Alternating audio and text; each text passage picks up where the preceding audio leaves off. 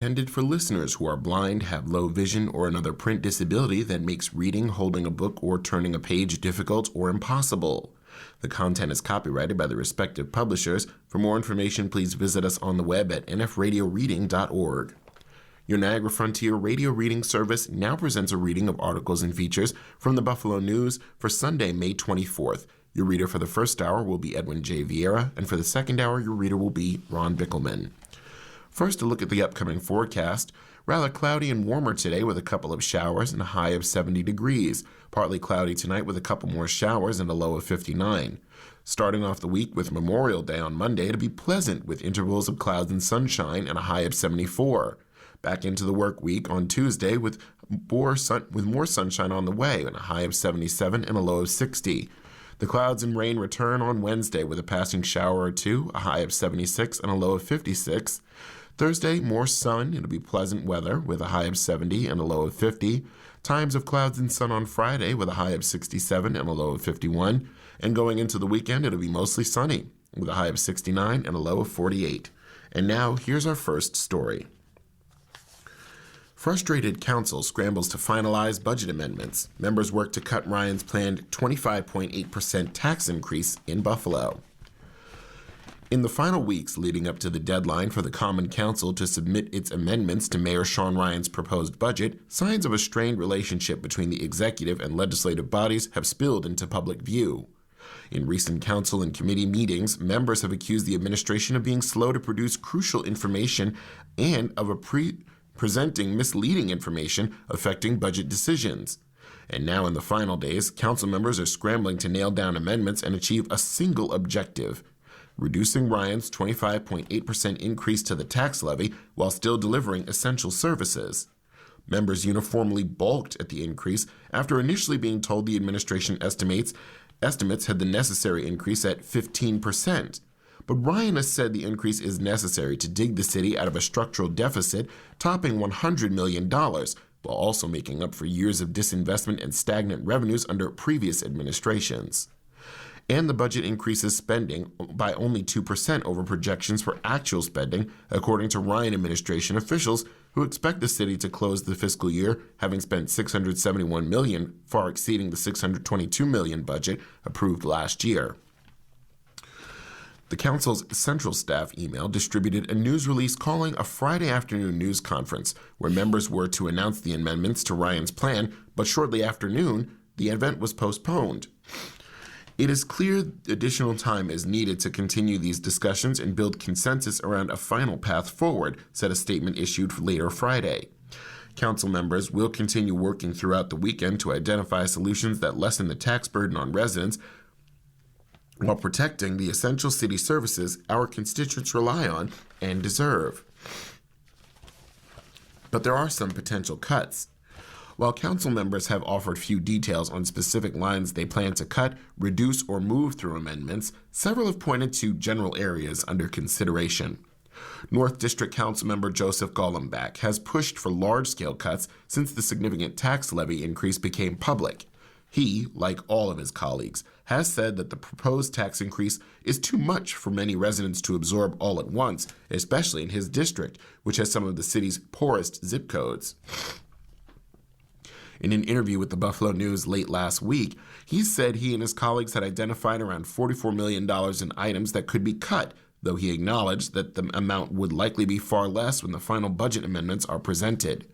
Still, he said he's hopeful council members could get the hike back down to about 15%, the number that was presented to council members when the Ryan administration first began discussions on the budget. That would require about $20 million in spending to be excised from Ryan's proposed spending plan. My feeling is that somebody needs to speak out for the majority of Buffalo residents, the working class people, the working poor people, the lower to moderate income people, Gollenbach said. Gollenbach and other council members want to roll back salary increases approved as Ryan came into office. Gollenbach also wants to eliminate 2 of 4 deputy mayor positions added by Ryan, all moves unanimously approved by the council in December. That, along with the elimination of several other positions, including some in the council's central staff offices, and reducing the salary of the police commissioner from about $250,000 to the previous amount of $175,000, could save around $4 million, he said. Those moves would lower the levy increase by about 2%. Golombek said that he originally agreed to the organizational changes because council members were told that the initial salary increases would be funded through a philanthropic fund the Ryan administration intends to create, which has not yet been established. He said he also feels misled by the Ryan administration over the change in the percent of the tax levy rise, something administration officials have said changed as they received more information.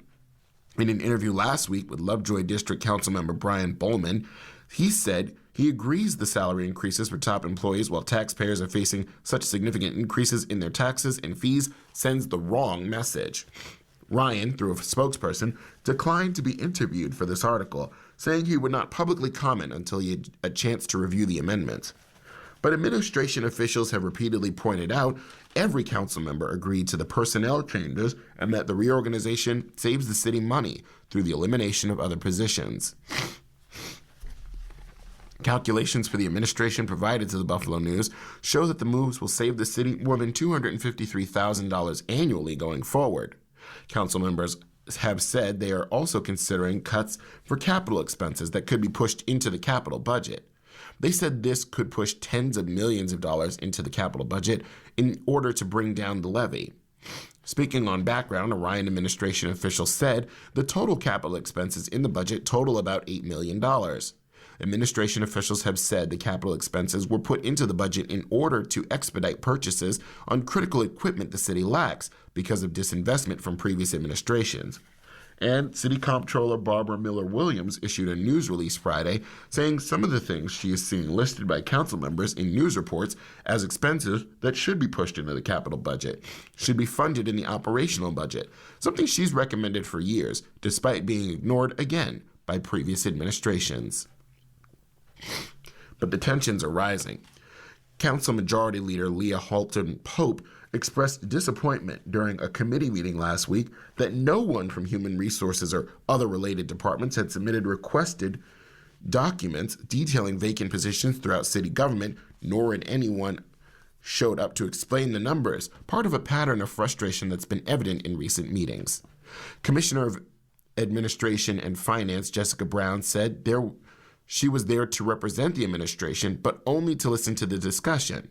When asked by Halton Pope why the council hadn't received the data they requested, Brown said the mayor's office never formally received the request. From what I understand, the resolution needs to go through the proper channels to be considered valid, so it's just an open resolution right now, Brown said. But Halton Pope disagreed. This is not a law that the mayor has to sign, Halton Pope said. This is information the council's requesting. It's very clear. A frustrated Halton Pope said the administration's failure to turn over the data on which budgeted positions remain vacant will make the budget process harder for council members as they push to submit their amendments. Analysis. After 3 months, the question is if Trump is losing the Iran war. President Trump may have won just about every battle against Iran, but 3 months after attacking the Islamic Republic, he now faces a bigger question. Is he losing the war?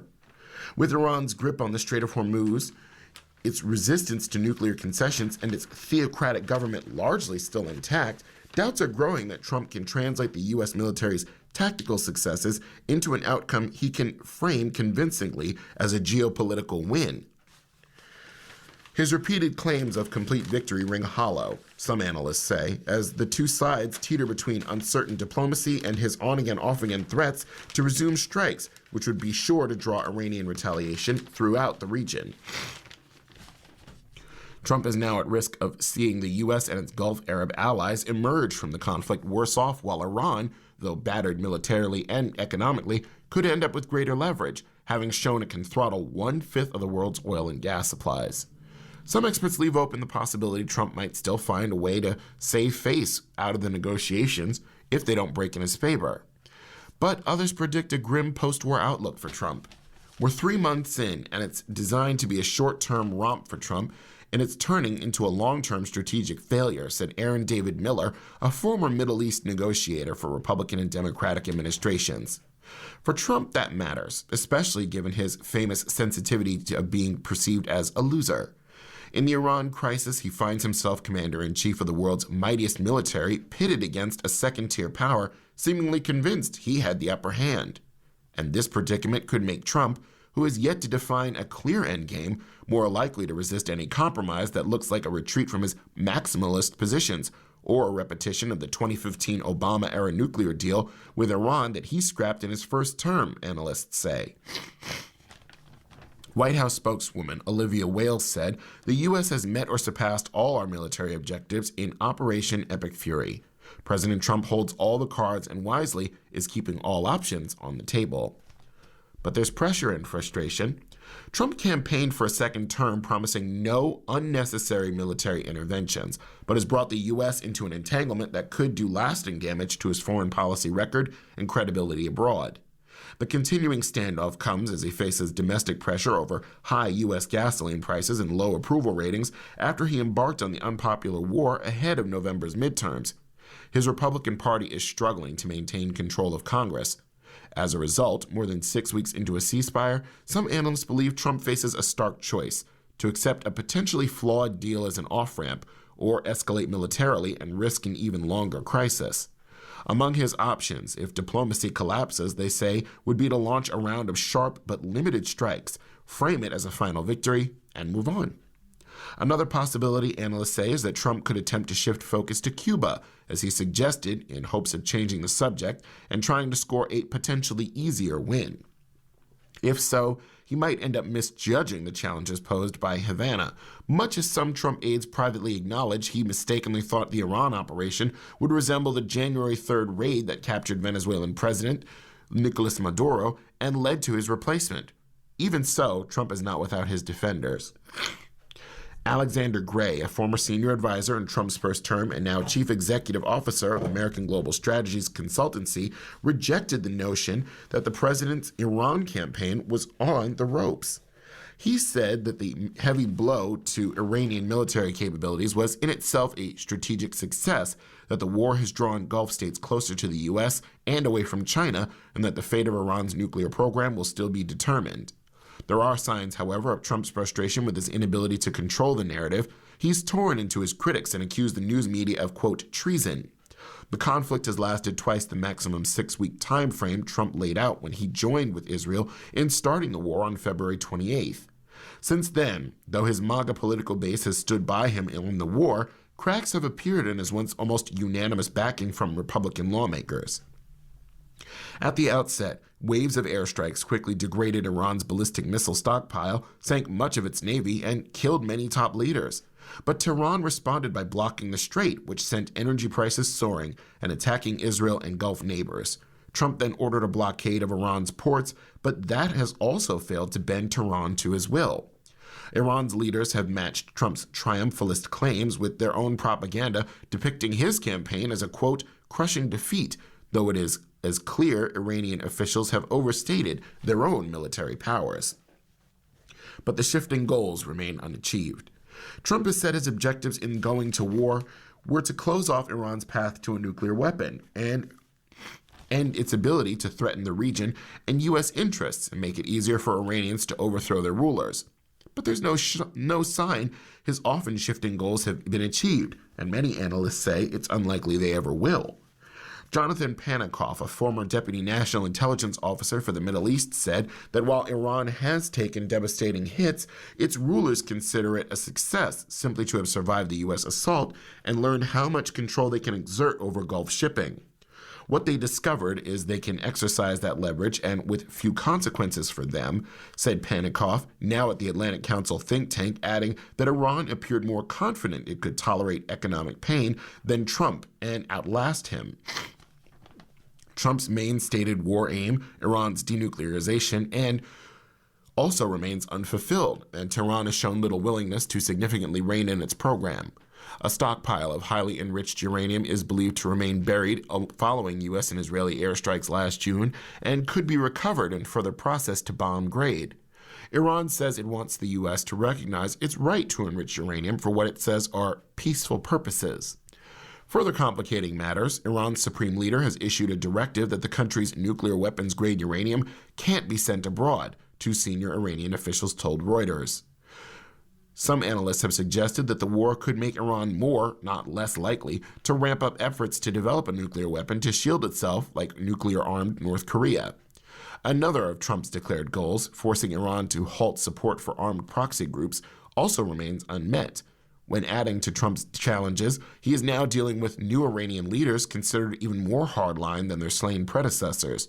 Post-war, they are widely expected to still have enough remaining missiles and drones to pose a continued danger to their neighbors. He's also facing fallout with further erosion of relations with traditional European allies, which have mostly refused his calls for assistance in a war they're not consulted about. China and Russia, meanwhile, have drawn lessons about the U.S. military's shortcomings against asymmetric Iranian tactics and how some of its weapons supplies have become depleted, analysts say. Robert Kagan, a senior fellow at the Brookings Institution think tank, has argued the outcome will be even more of a decisive setback to U.S. standing than its humiliating withdrawals from much longer, bloodier conflicts in Vietnam and Afghanistan, because those countries, quote, were far from the main threaters of global competition. There will be no return to the status quo ante, no ultimate American triumph that will undo or overcome the harm done, he wrote in a recent commentary titled Checkmate in Iran on the Atlantic Magazine's website. You're listening to a reading of today's Buffalo News from your Niagara Frontier radio reading service. The time for our morning listeners is 9:16 a.m., and for our afternoon listeners, the time is 4:16 p.m. And now on to a front page feature. Why is the city of light shrouded in darkness? The number of broken streetlights is an enormous issue in Buffalo. Criminals hate streetlights is one of the many adages that the Reverend Earl E. Perrin remembers from his 24 years as a Buffalo police officer. And now that he's a pastor at the Delane Waring AME Church on Swan Street, Perrin sometimes hears another adage from city residents who belong to his church. Law-abiding citizens love streetlights. Buffalo needs to do a much better job of maintaining its streetlights, Perrin told the Buffalo News last week, and he's not alone in that view. It's a public safety issue. When you have a streetlight that isn't working, it makes it easier for criminals to operate, and it makes people in the neighborhoods feel less safe, Perrin said. Far too many of the city's estimated 40,000 streetlights aren't working, and when lights get broken, it takes far too long to fix them, according to Perrin and Chris Ring, owner of the Rec Room nightclub and concert venue and president of the Chippewa Alliance in the city's entertainment district. City Hall officials, including Mayor Sean Ryan's staff and Fillmore District Common Council member Mitch Nowakowski, feel the same way. It's an enormous issue, and it gets worse every year, Benjamin Swanekamp, Ryan's deputy mayor for Public Works, told the News. Every time a light goes down, by the time we get it fixed, 2 more lights go down. We're constantly losing ground. We all have to do better. When one of my constituents calls our office to tell us the street light is down, getting it fixed is like trying to solve a Rubik's Cube, said Nowakowski, chairman of the council's finance committee. The problem of broken streetlights exists in neighborhoods and business districts all over the city, both Nowakowski and Swanekamp said. The city of light? But how many lights are currently not working? Well, no one seems to have a definitive answer. Swanekamp said at least 600 lights are out of order, and a National Grid spokesman agreed with that figure.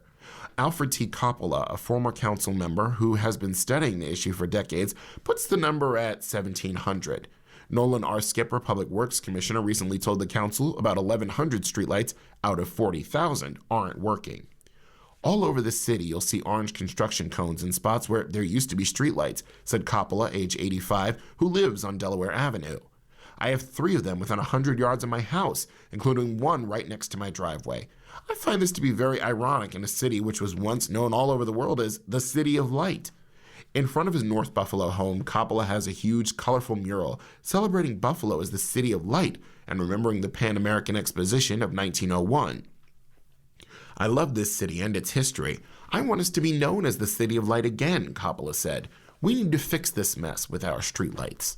When a city utility pole with an attached streetlight gets removed for repairs, it's not unusual for the replacement to take 2 or 3 years, Nowakowski said. That is unacceptable.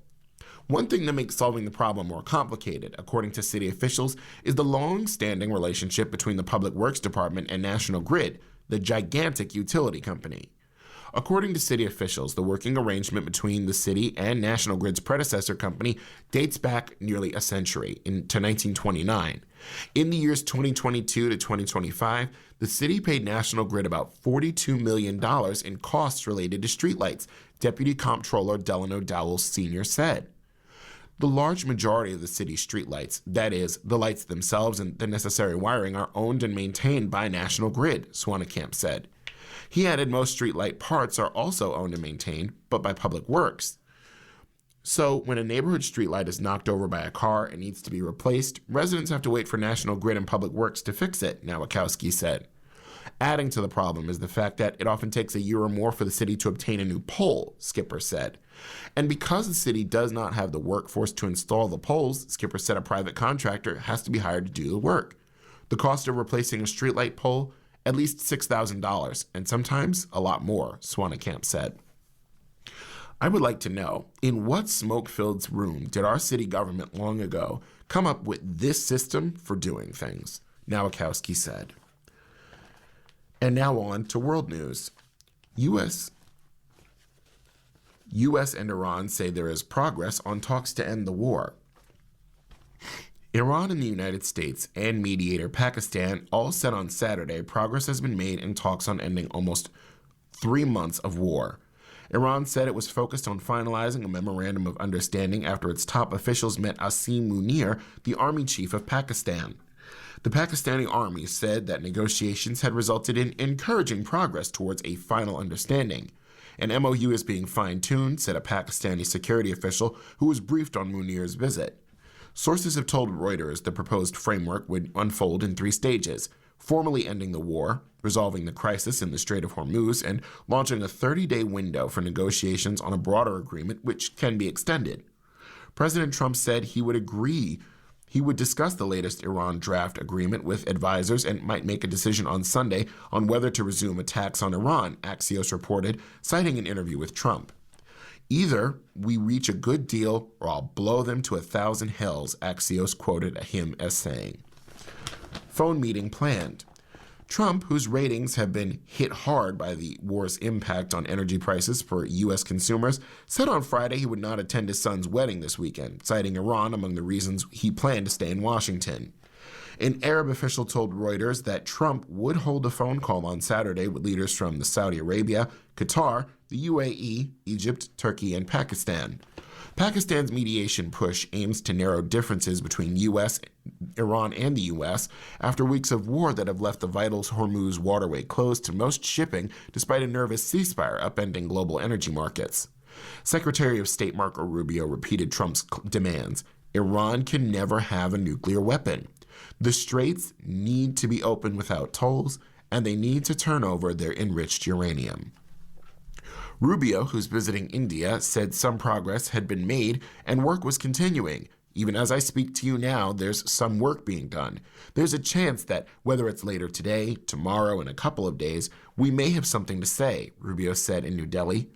Iran denies it's pursuing nuclear weapons and says it has a right to enrich uranium for civilian or peaceful purposes.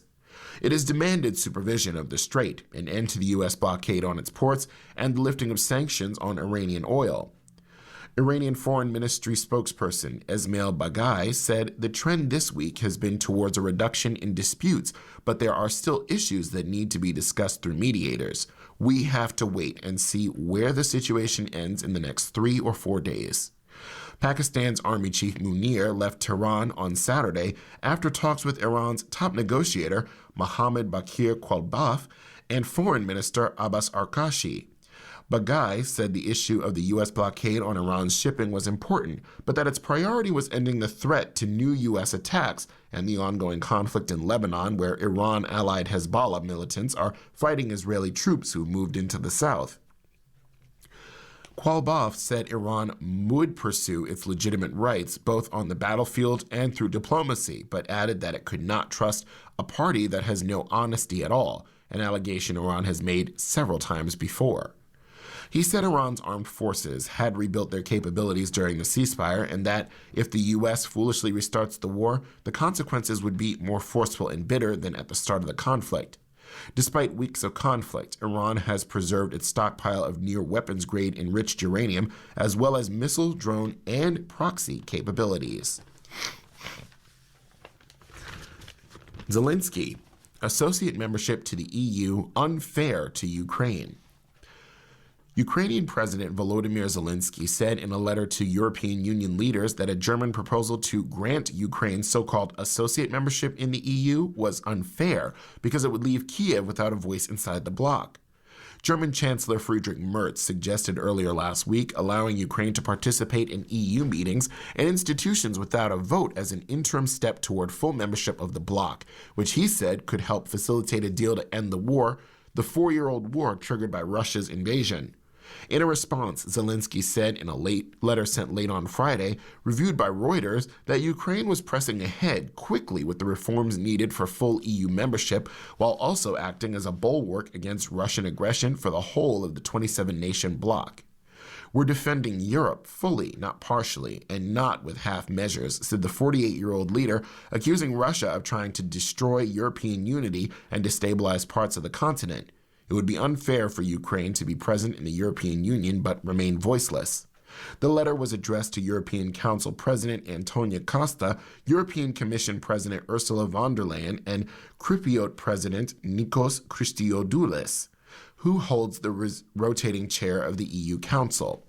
Zelensky thanked Europe's leaders for their support during the war, Europe's largest conflict since World War II. EU states approved last month to a two-year €90 billion or $104.4 billion loan to help Ukraine's war efforts after months of delays. There was now an opportunity for substantive progress on accession talks, Zelensky said, following the removal of Hungarian Prime Minister Viktor Orban, a staunch opponent of Ukraine's EU membership who lost elections in April. "The time is right to move forward with Ukraine's membership in a full and meaningful way," Zelensky said in a message. "Ukraine deserves a fair approach and equal rights within Europe."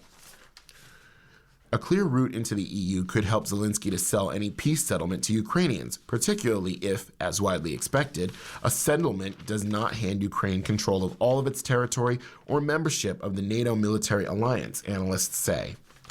But many European officials say it's unrealistic for Ukraine to achieve full membership in the bloc in the next few years, even though a date of 2027 was penciled into a 20-point peace plan discussed among the United States, Ukraine, and Russia. EU accession requires ratification by each of the bloc's 27 members, a process that could lead to significant obstacles.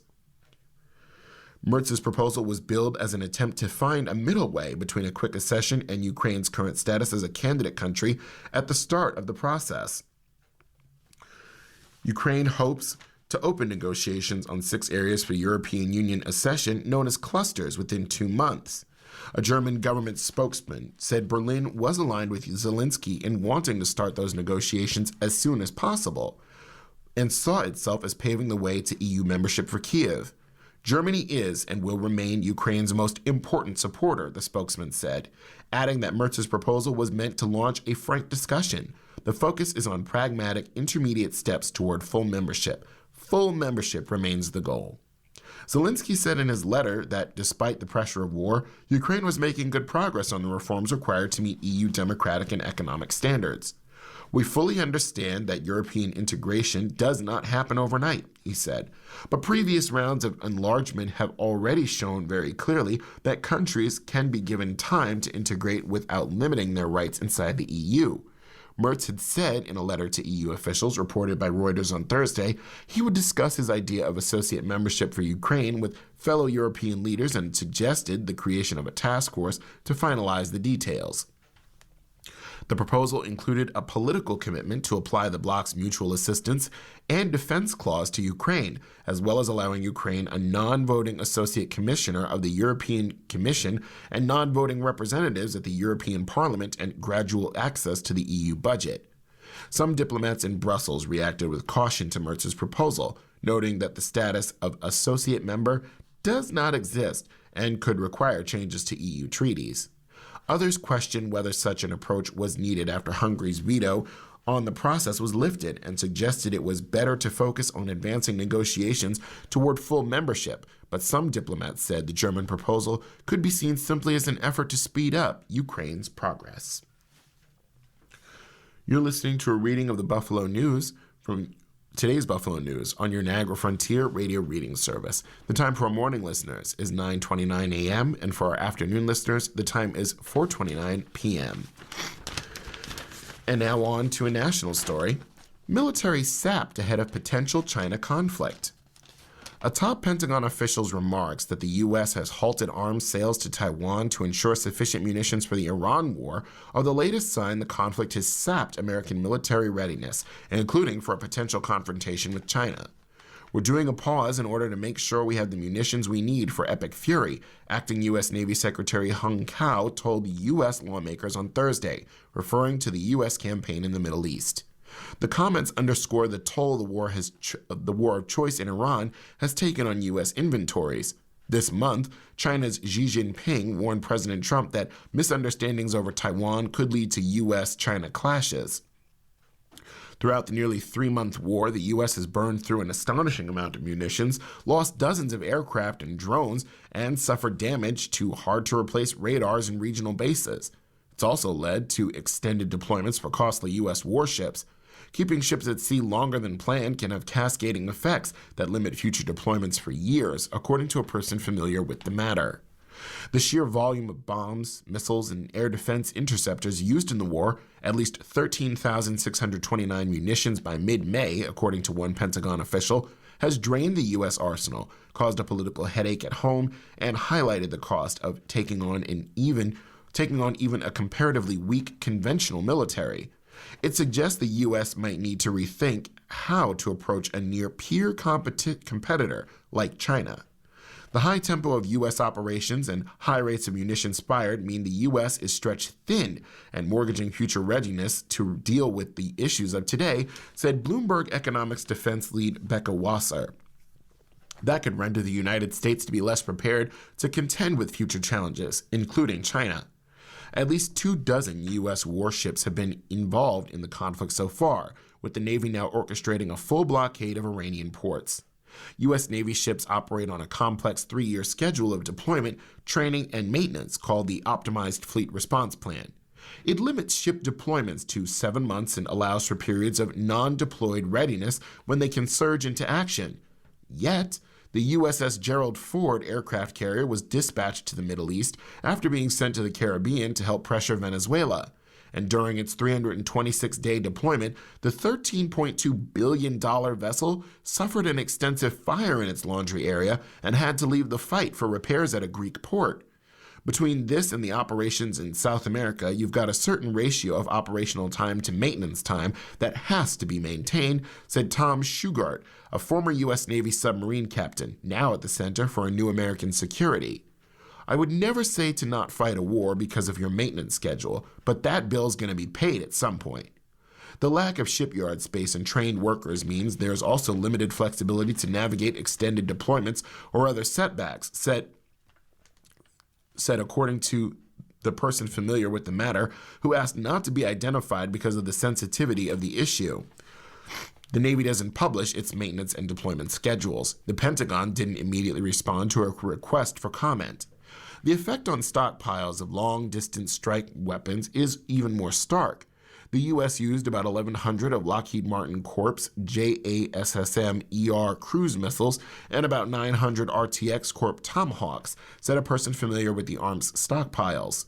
Only a few hundred of those missiles are manufactured annually. The Pentagon has moved to boost production of these weapons, but the burn rate has become controversial. Trump argued in the early days of the conflict that the U.S. had a, quote, virtually unlimited supply of these weapons.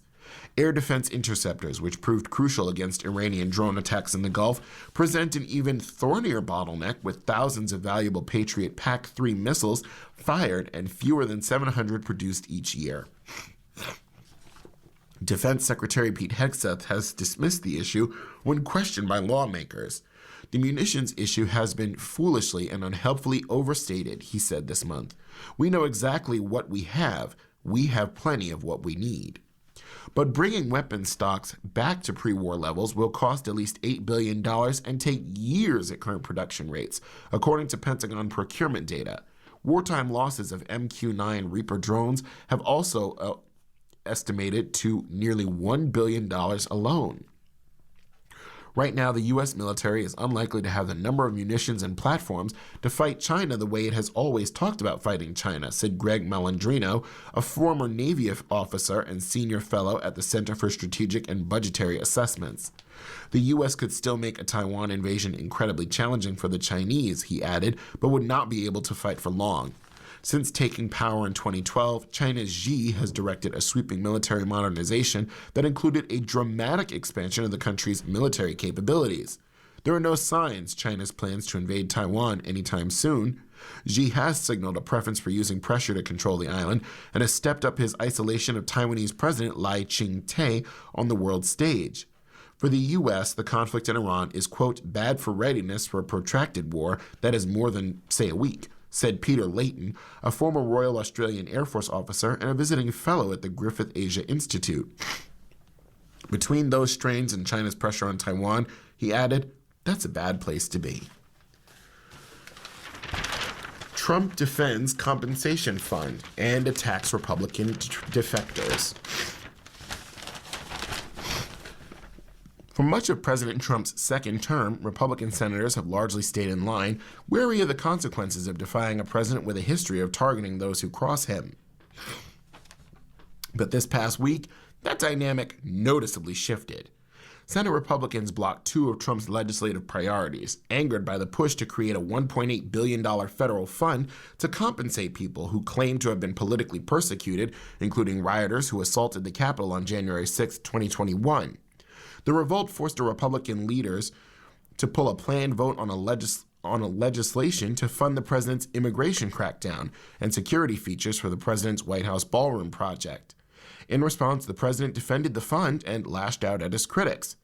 I gave up a lot of money in allowing the just-announced anti-weaponization fund to go forward, Trump wrote on Truth Social. Instead, I am helping others who were so badly abused by an evil, corrupt, and weaponized Biden administration receive, at long last, justice. The president also called GOP senators who broke with him quitters who are, quote, screwing the Republican Party. The friction, which has been building for weeks, is being watched as a potential test to the limits of Trump's grip of his party amid an already tense political environment heading into the November midterms. This is kind of a perfect storm, former Senator Jeff Flake, Republican of Arizona, said on NBC's Meet the Press. It may be that this time you can point to it and say, this is when great migration begins, away from some of the president's policies and away from the fear that the president can target you. Whether this week marks the beginning of that moment or simply another episode of political turbulence that fades is the central question now hanging over Trump's second term. An escalation. This isn't the first time Republicans have broken with the president.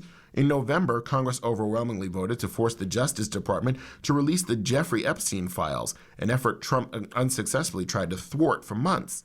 The Epstein vote showed that on the right issue, under the right circumstances, Republicans could be moved to defy Trump. This week, the creation of the fund changed the circumstances again, and the number of Republican senators willing to act quickly grew.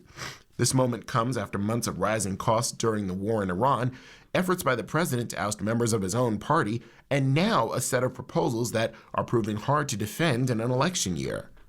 What you have is basically a bunch of people who feel a bit under siege, said Bob Olinsky, the senior vice president of structural reform and governance at the Center for American Progress. At the same time, they know that what most of the president is doing is unpopular, and they're the ones who are going to be standing for re-election in November. Pushing back. Senate Republican leaders are asking the Justice Department to reconsider the terms of the fund, underscoring just how politically toxic the idea has become within the president's party. Senator Kevin Cramer, Republican of North Dakota, called the fund unexplainable. Senator Susan Collins, Republican of Maine, told the New York Times the fund should be in real trouble. And Senator Mitch McConnell, Republican of Kentucky, called the fund, quote, utterly stupid and morally wrong. Senator Thom Tillis, a North Carolina Republican who Trump has singled out for going against him, was equally unsparing, saying he opposed, quote, using billions of taxpayer dollars to compensate convicted felons, thugs who attacked police. If opposing these things makes me a rhino, Republican in name only, then I gladly accept that nickname, Tillis wrote on X. We need Republicans to do well in November, but the stupid stuff is killing our chances. The Republican pushback comes as the concern about self-dealing runs deep across the electorate. A recent Economist YouGov poll found that 59% of Americans believe Trump is using his office for personal gain, though that belief is sharply divided among partisan lines. A CNN poll found that 37% of Americans say Trump puts the good of the country above his personal gain, while 32% say he's in touch with the problems of ordinary Americans. When asked if the political environment influenced the actions this week, Senate Majority Leader John Thune, Republican of South Dakota, told reporters, "There is a political component to everything we do around here." You're listening to a reading of today's Buffalo News on your Niagara Frontier radio reading service. The time for our morning listeners is 9:40 a.m., and for our afternoon listeners, the time is 4:40 p.m. And now on to business news. Niagara University, Rich Products build on ties to Vietnam. Rich Products is an international company. Niagara University has built a relationship with a school in Vietnam. The food products giant and NU are combining their global connections to serve students through the Rich Products Scholarship Program. We've had mentorship programs with lots of other companies, but this is the first one that we actually have scholarships and a guaranteed internship to go all the way through, said Mark Frascatore, Dean of NU's Ho Duc College of Business Administration. 4 students, 2 from NU and 2 from Foreign Trade University in Vietnam, will participate. Each of them will receive $5,000 in annual scholarship assistance over the course of their undergraduate studies at NU. They can also opt to complete their MBAs in 1 more year and receive an additional $5,000. The students from FTU are eligible for financial help with travel and housing costs. The students will choose majors in NU's undergraduate business program. Each of them will have a mentor from Rich Products, whom they will meet with probably once a month, Frascatore said. And each of the students will have a paid internship at Rich Products during the summer following their junior year. This is a company that actually means it when they say they want to invest in their workers and their future, Frascatore said. One student from Vietnam began studying integrated business management at NU through the program in the just concluded spring semester. An incoming freshman from West Henrietta was selected to be part of the program starting this fall. 2 additional students are yet to be chosen, though a competitive application process is underway. The new program builds on existing connections Rich Products and NU have had through internships, and other opportunities, said Marie-Claude Lepard, Rich Products Senior Vice President for Demand, Creation, and Revenue Growth. Students need firsthand experience of what it's like to work for a global company while sharing their curiosity, energy, and unique perspective. Rich Products has offices and a factory in Vietnam with the distribution network across the country. NU's president, the Reverend James Mayer, said the university's connection with FTU creates global connections on the Lewiston campus. You can have students from North Tonawanda and Central New York in class with students from Hanoi and Ho Chi Minh City, and it's really helping to bridge the cross-cultural relationship. Mar traveled to Vietnam last October to sign a memorandum of understanding, launching the new scholarship program. It builds on a long-standing connection through other programs. Our students from Vietnam love it here because they love the campus, Mar said. They love the hospitality, the warmth of the people. Hilbert on solid financial footing. Michael Cornell, Hilbert College's interim president, said the Hamburg-based institution is on solid financial ground as it wraps up its current fiscal year and enters the new one. Hilbert will be profitable this year. It will end the year in the black, said Cornell, who began serving as interim president last August. The school's fiscal year ends May 31st. Cornell forecasts that the private Franciscan school will also be profitable in the next academic year based on the school's conservative approach to budgeting. We cut some cost out of the Hilbert budget, reduced the senior staff positions, sharpened the pencil, or eliminated some vendor contracts that were either not serving the college well or we just didn't need them anymore, Cornell said.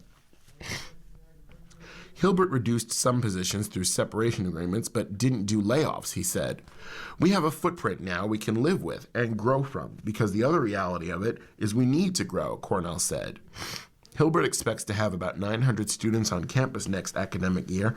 The university just made an important hire, naming John Olzawaka a provost and vice president of academic affairs. The North Tonawanda native was most recently vice president for strategic initiatives at Mercyhurst University in Erie, Pennsylvania. Hilbert, a nonprofit school in 2023, bought Valley College, a for-profit school with locations in Ohio and West Virginia, and converted it to nonprofit. Cornell said that acquisition's going well. Hilbert is off to a good start with its Institute for the Application of Artificial Intelligence, Cornell said. And the school has found success partnering with industry experts who teach some of its classes. What parents want is to be able to see a path from the day they enroll their child at Hilbert College through to a job, he said. Cornell said Hilbert's law enforcement programs continue to be a major draw and set up students well for careers. Actually, the biggest problem we have across our law enforcement complex of majors is employers want our kids to start 3 months ago, he said. The employers don't want to wait. And now on to personal finance. Holiday heists. Memorial Day scams are on the rise, so here are 7 tips to protect yourself. Memorial Day marks the unofficial start of summer, bringing with it travel plans, seasonal sales, and time spent with family and friends. It's also a time when scammers take advantage of increased online activity and consumer spending. From fake retail deals to travel scams and phishing messages, fraudsters use the holiday rush to target unsuspecting shoppers. Staying alert can help you enjoy the holiday while protecting your money and your personal information. Number 1, watch for too good to be true deals. Seasonal vacation sales can offer real savings, but scammers often use deep discounts to lure in victims. Fake websites and ads may promote popular items at prices that seem hard to believe. Before making a purchase, take a moment to research the business at the Better Business Bureau's website, bbb.org. Look for contact information, read reviews, and check for a secure website. If a deal feels too good to be true, it probably is. Number 2, be careful when booking travel. Memorial Day weekend is a popular travel time, and scammers know it. Fake vacation rentals, airline deals, and hotel offers can appear legitimate at first glance. Always book travel through trusted sources. Confirm reservations directly with the hotel or rental property. If a listing asks you to move communication off a trusted platform or pay outside the system, that is a red flag. Watch for phishing messages. Number 3. Scammers often send emails, texts, or social media messages that look like they're from well-known retailers or travel companies. These messages may promote fake sales or ask you to confirm account information. Avoid clicking on links or downloading attachments from unexpected messages. Instead, go directly to the company's official website to verify any offers. Phishing messages are designed to create urgency. Take a moment to pause and verify before responding. Number 4, use secure payment methods. When shopping online, always use secure payment methods like a credit card. These often provide better protections if something goes wrong. Make sure the website uses HTTPS and displays a secure connection before entering payment information. Avoid paying with gift cards, wire transfers, or payment apps when dealing with unfamiliar sellers. These methods are harder to trace and are commonly used in scams. And number 5, protect your personal information. Be mindful of how much personal information you share when shopping or booking travel. Scammers may ask for more details than necessary to complete a transaction. Think of your personal information or something valuable. Share it carefully and only when needed. Only provide information through secure and verified websites. Avoid using public Wi-Fi when entering sensitive data, such as payment details or account logins. Number 6, take time making decisions. Summer travel shopping can feel rushed, especially with limited time offers and flash sales. Scammers use that urgency to pressure people into quick decisions. Slow down and take a closer look before completing a purchase or booking a trip. A few extra minutes of research can help you avoid a costly mistake. Trust your instincts. If something doesn't feel right, it's always worth a second look. As part of our newspaper reading, we now present the day's death listings. If you need further information on any of these names, call us at 716-821-5555. That number again being 716-821-5555. Ralph Agosto, Helen Acramus Lewis. Betty Ann Barabas Geddes ni Pagels. Barbara Ann Bazulka. David P. Bennett. William H. Binjakowski.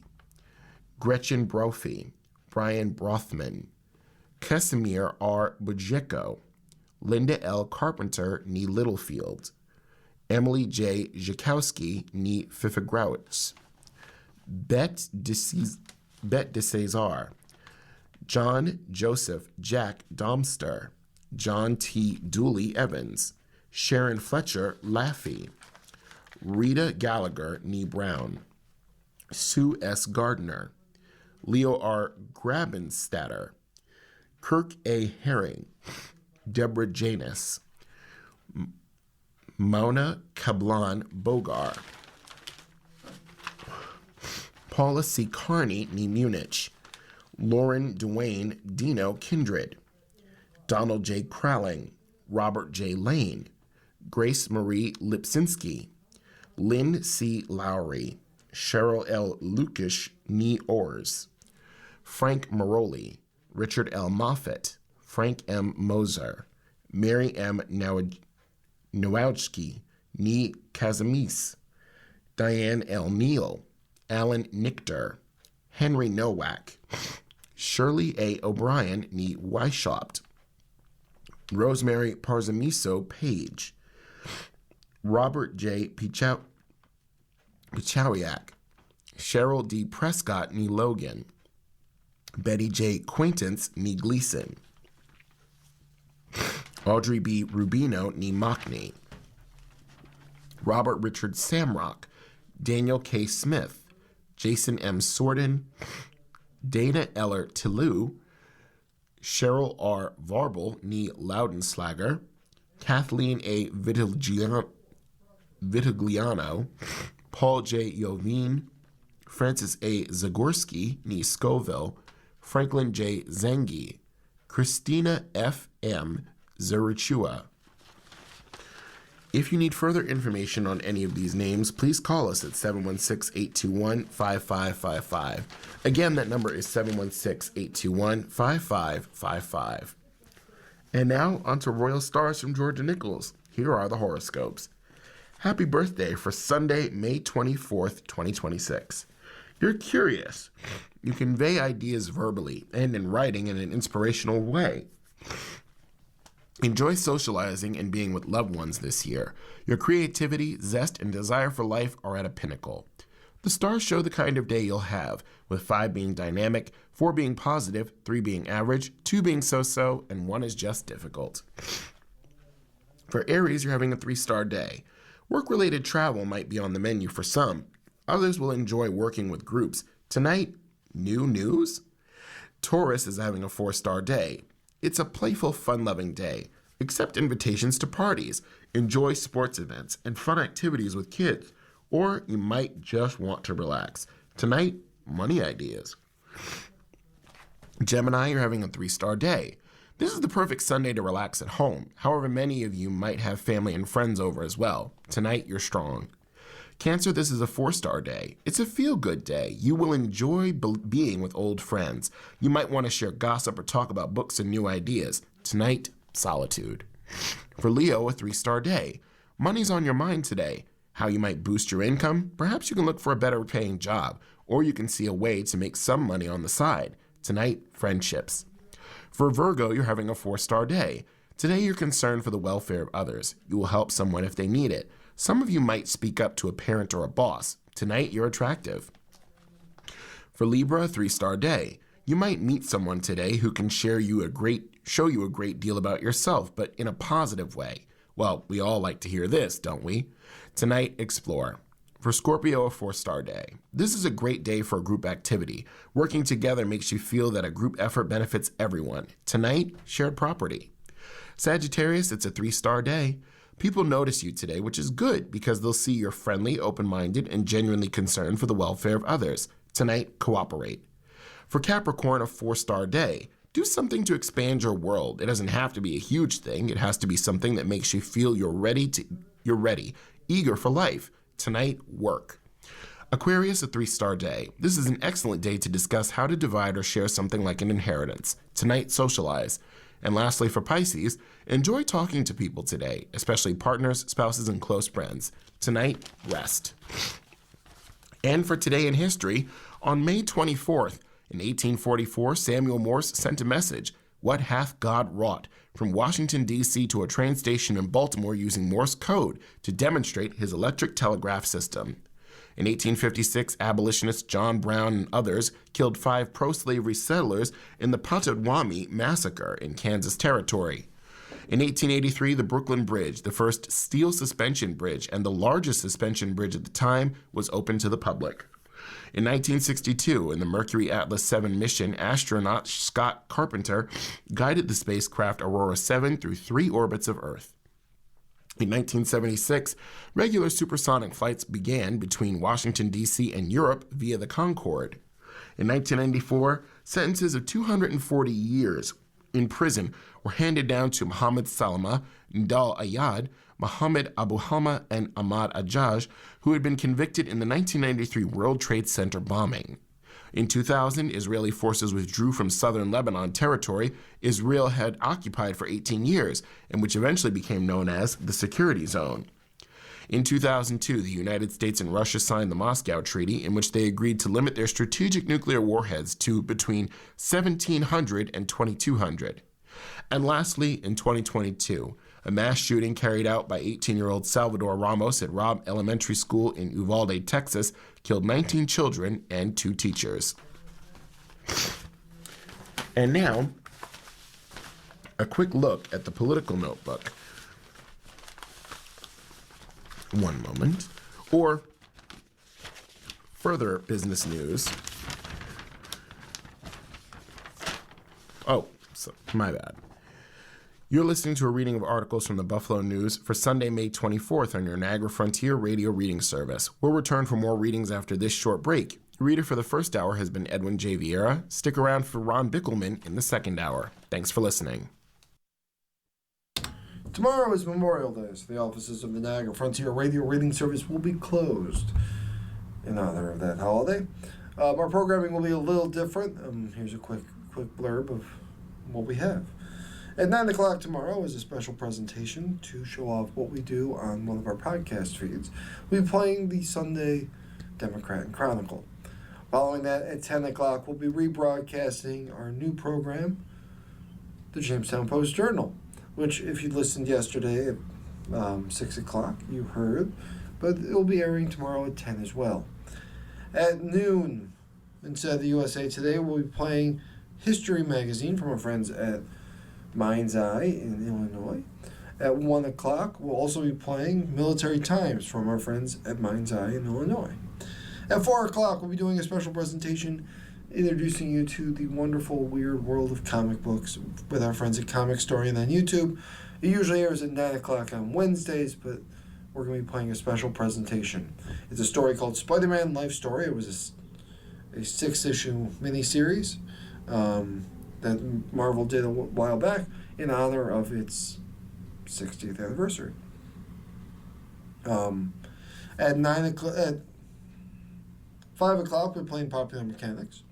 And then at 10 o'clock tomorrow night, as usual on certain holidays, we do a old-time radio special. We're playing an old-time radio show special with 6 episodes of the show Line Up Witness.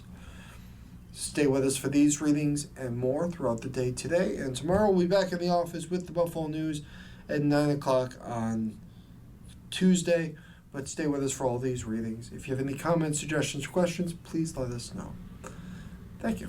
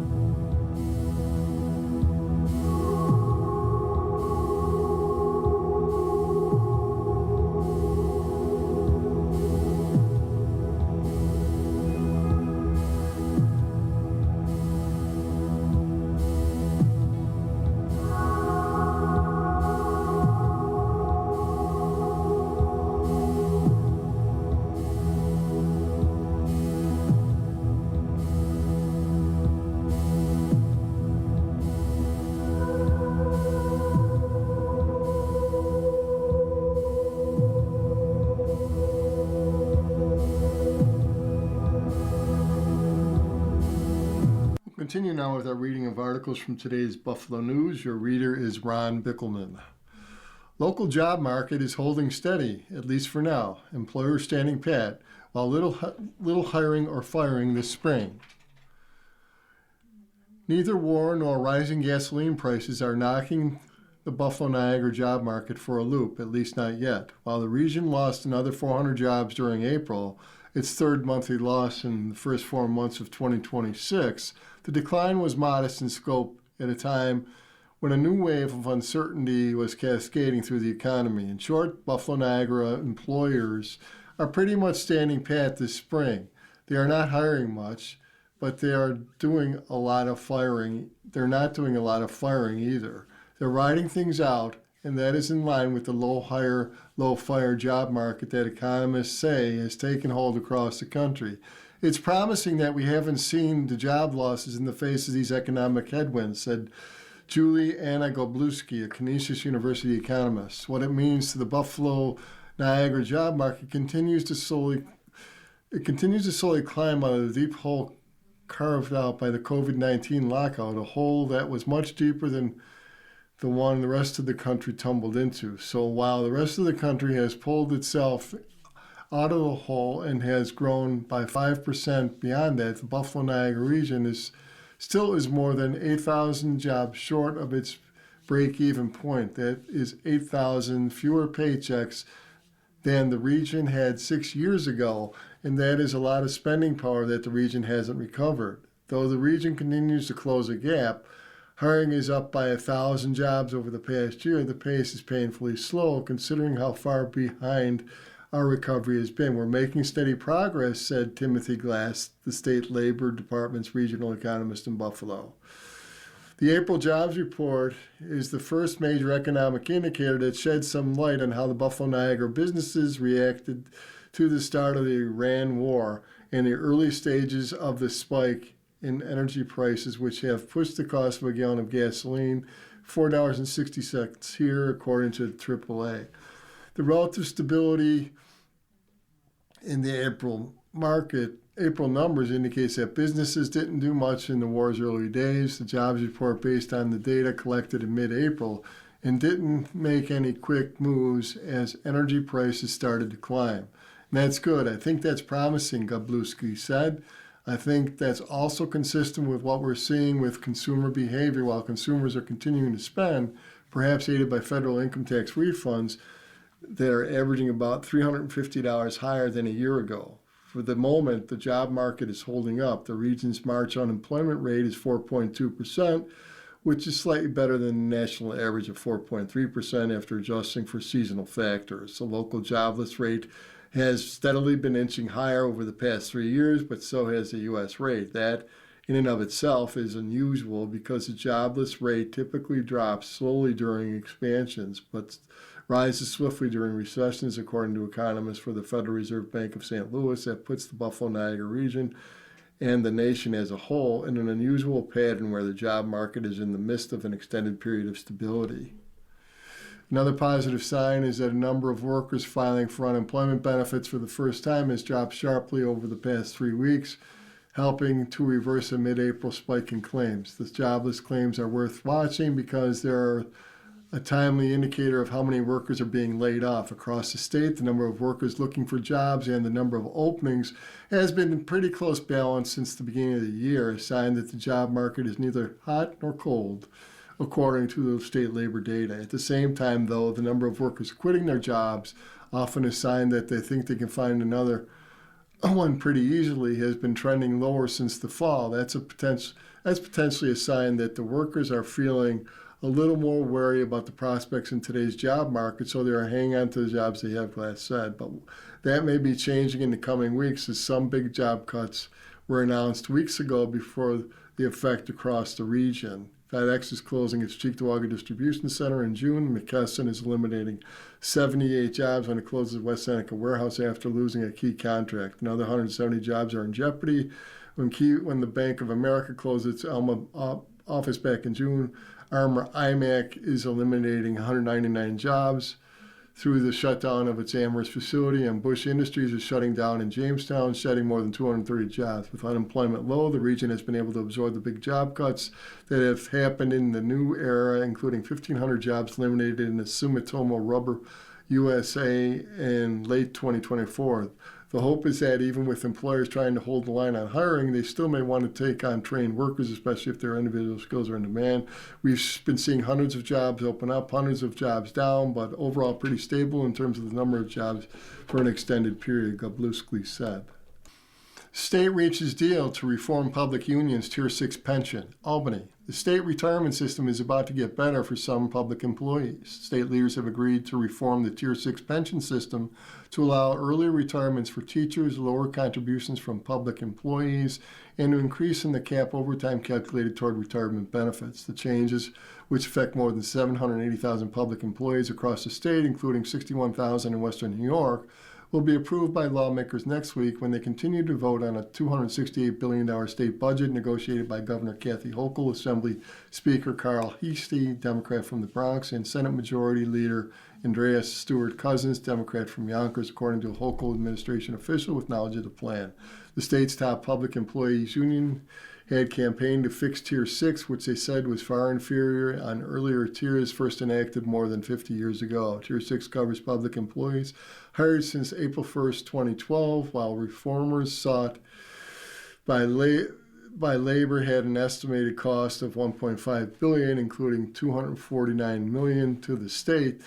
The agreed upon version will cost $557 million and the state paying $118 million, the official said. The changes for Tier 6 members expected to pass in the budget first reported by Newsday include, upon 30 years of service, the retirement age for teachers statewide will drop from 63 to 58. The total cost of school districts is $166 million. Employee contributions to pensions, which has been in the range of 3% to 6%, will be lowered to 3% to 5.75%. The total cost is $244 million, with the state absorbing $85 million. The cap on overtime that can be included on calculation of retirement benefits for employees in the state police and fire retirement system will be increased from 15 to 25% of wages. That will cost $74 million overall, with the state paying $13 million. The cap on overtime included in the calculation of retirement benefits for the other public employees will be increased from around $22,000 to $30,000.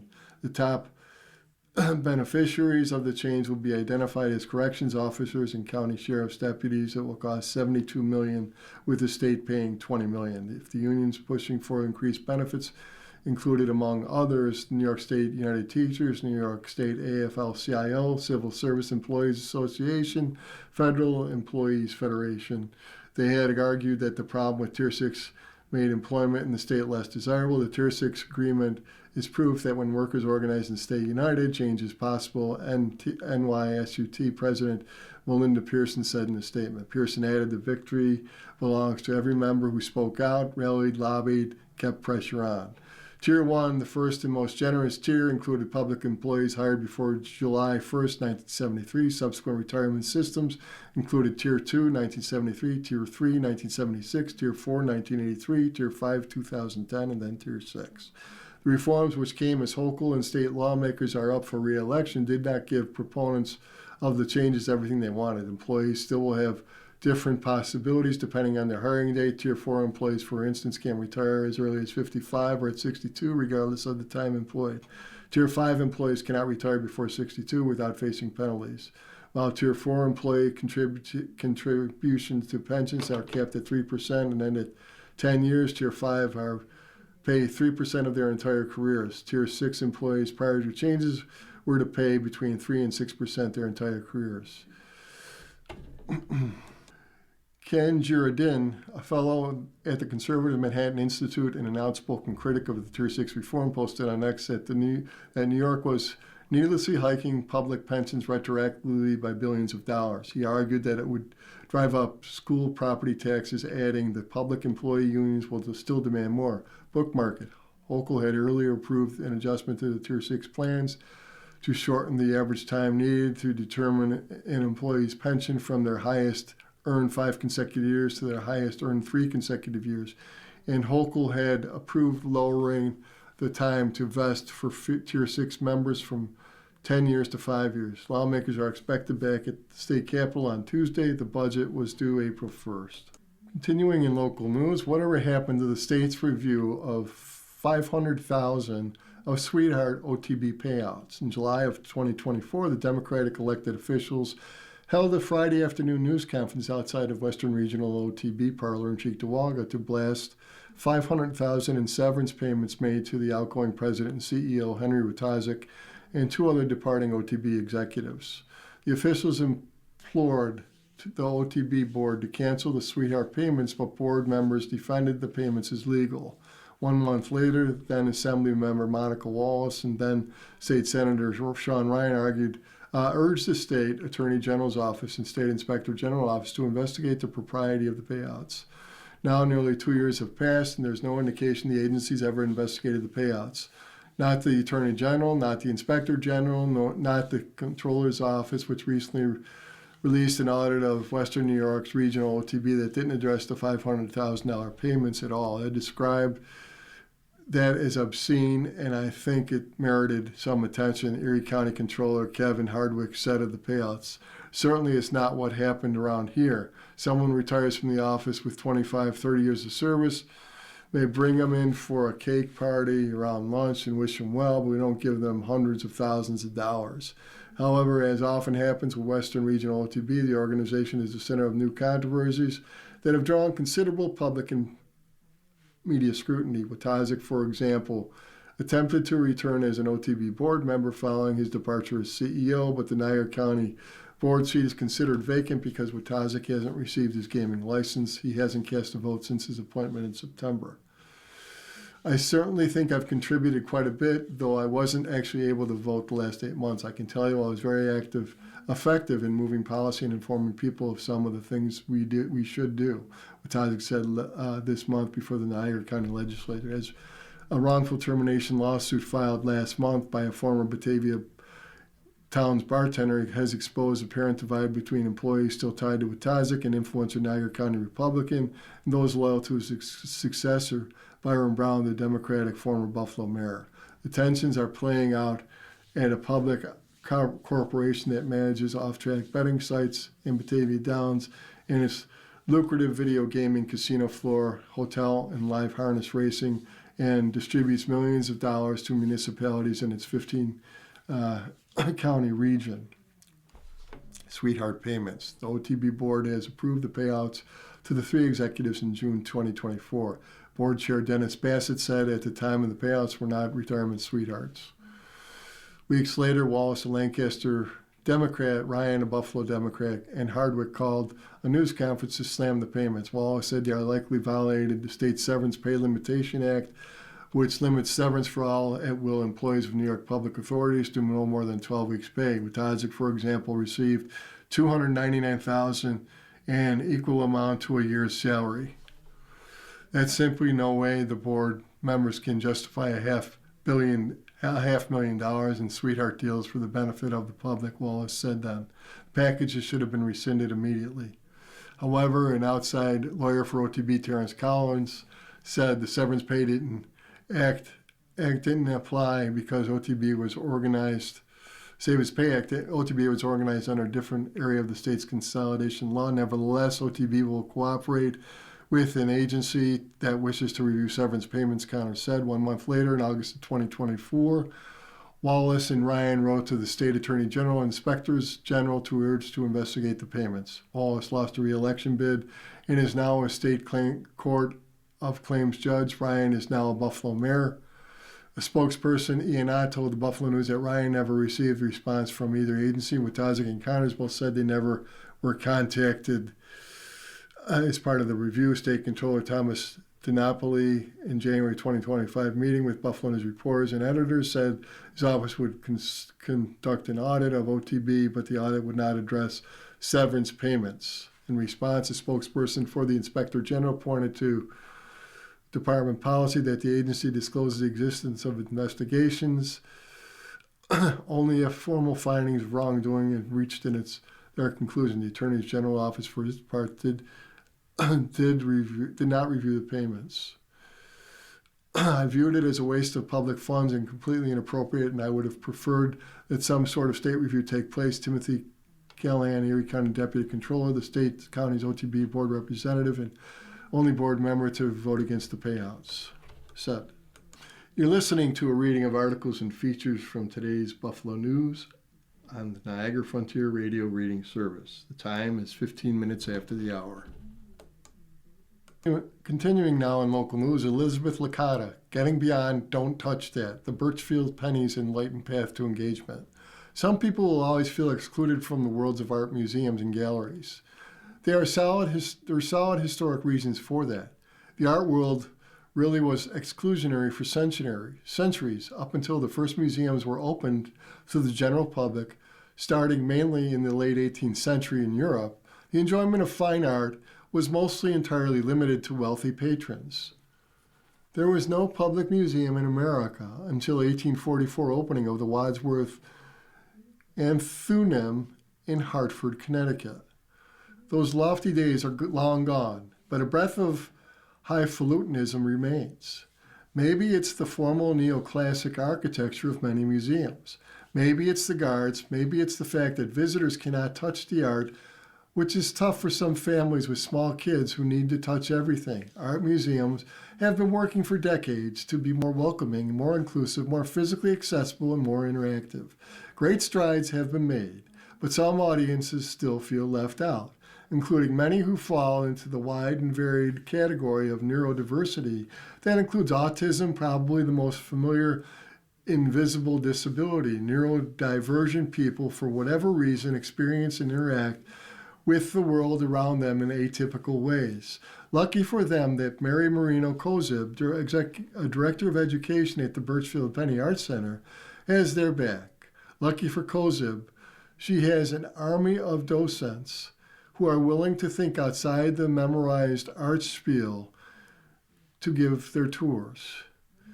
Thanks largely to Kozib and volunteer docent Amy Taylor, the Birchfield Penny is now one of 6th Century Inclusive's certified venues located in Western New York, and only one that's an art museum. The others are the Buffalo Museum of Science, the Buffalo Zoo, Explore, and more. The Ralph C. Wilson Jr.'s Children's Museum, the Lego Store at the Walden Galleria, Buffalo Bills' new Highmark Stadium, which will contain 7 sensory rooms, and most any venue in the world. Sensory inclusive certification is available to any venue, organization, small business, or caring individuals who want to learn more about sensory needs and how to better engage with individuals with sensory needs, says the website for Culture City, a nonprofit based in Birmingham, Alabama, that provides training and materials to places willing to commit to its missionary inclusivity.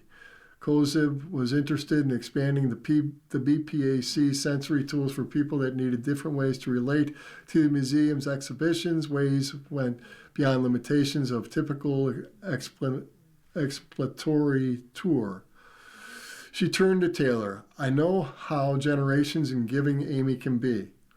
How generous and giving Amy can be. I thought she'd be a great lead on this, so I asked both Amy and Deb Ellis, another docent, if they were willing to take this on, and we could create some kind of tangible tools that would help people who have a deeper understanding of their work or relate to a more personal way. Initially, the sensory programming includes dozens of items you really, really want to touch. Kozib, Taylor, and Ellis came up with alternative objects and exercises that did include touching. Then came Taylor across from Kansas City. I thought, wow, this is really cool. She says, because you get certified, you get put on a map, and then you train. Lots of families with neurodivergent people very often look for somewhere they can go that will be comfortable and accepting. Kansas City is cool. It's also a commitment. This is an initial interview, training, and videos and tests. The majority of public-facing staffers must complete the creation of website-based social story that lays steps out, step by step, where the experience will be, including where visitors can pick up their Culture City sensory bag. The sensory bags, which are returned at the end of the visit, contain noise canceling headphones, fidget tools, verbal cue cards, and weighted lab pads. It's an easy way visitors feel overwhelmed by loud environments want to make the use of headphones when they are inside the confines of Highmark Stadium.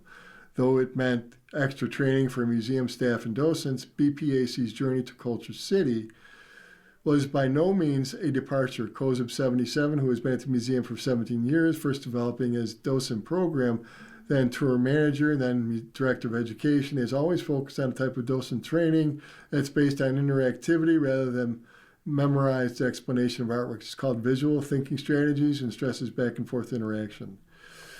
Taylor explains it's all about questioning, so you're making your audience feel comfortable. Inclusive thinking runs through the entire education program. Kozub has also developed an effective program in which middle and high school students are trained in giving tours to fourth graders. Kozub said the school program has been a success. It's so remarkable how much they grow through the weeks in confidence and ability, and how proud they are to give the tour to the fourth graders, because those are kids that don't normally hear things like great job or wow that went out to the park. The fourth graders are just in love with them and completely enthralled itself. It's clear the BPAC is lucky to have Kozub, who has picked up some of the best practices during her 36 years of teaching at Alden Central School District prior to her BPAC position. Visual learning is where visitors on tours hear what you're saying, but also participate in what they're saying, and everyone owns the tour, he says. That's Director Scott Propak, a big fan of alternative ways of museum touring. He notes that it took a volunteer to bring Culture City. I thought it was a great idea. Amy saw it as a gap in how we are offering things to the community. Visitors to BPAC can expect signage indicating that the museum is a sensory inclusive destination placed strategically throughout the building. The Sabres playoff run was a boon for downtown businesses, and they hope it's just the beginning. They turned out in their freshly purchased Sabres gear. They kept their bar tabs open. They stayed out past their usual weeknight bedtimes, and they kept it up for over a month. After 14 seasons out of the postseason, the Sabres returned to the playoff hockey, translated into more than just high spirits. It became ringing cash registers, packed houses, and downtown energy that locals say has been a long time coming. And now businesses are finding themselves daring to imagine a future where this becomes a regular thing. Josh Kentry, Chief Operating Officer and longtime Sabres game outpost Pearl Street Brew and Brewery, lifetime Sabres fan, so the team's exciting run to both hit his bottom line and his good heart. His father opened the restaurant in 1997 and started working there in 2000. And he started working there in 2000. Clearly, the Sabres' performance can make or break a Tuesday or Thursday night. I've been here through the strikes, through the drought, through the crazy playoff runs, he said. A lot of employees didn't get to taste playoff run before, and this was awesome. Just how awesome. 10 times multiplier when there's a playoff game, at least, he said. The restaurant does better when the Sabres are doing better. The giant Pearl Street Grill has 4 floors and a basement, which it opened all at once to accommodate the huge influx of diehard Sabre fans. It's all hands on deck, Kentry said. We opened as many bar and floors as we could, especially for the weekend games. The big and steady crowds kept stoves sizzling, taps flowing for fans who wandered in before games at KeyBank Center and watch parties in Canalside, and of course, those of which posted up to watch home and away games on TV. We're talking about hundreds and hundreds of guests, thousands of plates of food. The action boosted the restaurant, though what can be said was a slow period, and the buzz has helped its lunch and new pizzeria on site, Old City Pizza and Building Cellar. More games there are, the more money there is, and that can be made. Couple that with personal hopes for the Stanley Cup success, and there was an emotional component that made the days feel like a different kind of busy. More games means more work hours for the bar and restaurant workers and better tips too. The draft room at the Labatt Brew House on Pearl Street staffed up a lot to 75 people. The restaurant opened early on game days to capture the fans milling around downtown and saw a night and day difference compared to its non-playoff nights. About 600 people difference, says Jason Sunshine, the brewery restaurant general manager. The frenetic energy of Stanley Cup playoffs at Crypto City kept workers' energy high. When the Sabres scored, the cheers were loud. Anytime the cheering went on, you could see the cooks run to the door and look. You would see the staffers taking an order, look up immediately at the TV and see exactly what was going on. Packed wall to wall, several fans from Canada made reservations. One guest came all the way from Windsor, Ontario, 4 hours away to just watch the game at the draft room TVs. He said there was just a couple of years ago he ended up coming back just because he loved the atmosphere that we had and wanted to experience the atmosphere for Game 7, Sunshine said. Business exceeded expectations. Southern Tier Brewery on Scott Street, right on Harbor Center, the very first playoff game saw it come within $1,000 of best sales ever, a day that previously saw the Maple Leafs game in town while the Toronto Blue Jays played in the World Series. During the regular season, Southern Tier sees the heavy foot traffic after games, but during the playoffs, especially the second round, things started rocking all night. It's huge influx of customers before and after games, but was steady while the games were played as well, while people came out to watch the game on big screen inside and outside the brewery. Now let's look at Ask Eric. Dear Eric, my father recently passed away after a long battle with dementia. My 45-year-old son, who was close to my father, is an alcoholic. He was sober for almost 2 years and relapsed a few weeks ago after learning my father was close to death. He has mental health issues as well as abusing alcohol and has been in and out of rehab and sober living homes for years. He gets intoxicated and goes on crying jags and completely falls apart. My husband and I have done everything for him in our power to help him. I can't carry my son's burden and deal with my father's passing. I don't want him at the funeral. I'm afraid he will be drunk and out of control. How can I tell him he's not welcome there when he loved my father so much? He's currently in the hospital with complications from alcoholism and will be released soon. I'm heartbroken, not only because my father is dead, but because of my son's situation. I'm swimming in an ocean of sadness. Dear daughter and mom, I'm so sorry for the loss of your father, the trauma of your son's addiction, and the pain you're experiencing right now. It's important for you to take the time you need to grieve your father and tend to your heart. So this may be an opportunity for your husband to manage your son's emotional response and behavior. Tell him about your concerns if you haven't already and ask him to come up with a solution that will give you the space you need. That might be that your husband and son have a private commemoration at a spot that was meaningful to your father, or that your son comes to viewing early and your husband helps him out. Your husband can be upfront with your son about the challenges the family's facing. This will encourage your son to be a participant in the solution rather than feeling like only a problem. If he has a sponsor or is in a treatment program, your son may be willing to connect with your husband or someone your son trusts in recovery who can also help support him by the extension of you. Dear Eric, I'm a retired social worker. I used to help clients write scripts to prepare for difficult conversations. I thought about the letter from the message the client with an overly talking therapist need to drift off. Your advice was excellent. The client might say it this way: I am lucky to have a massage therapist who knows me so well.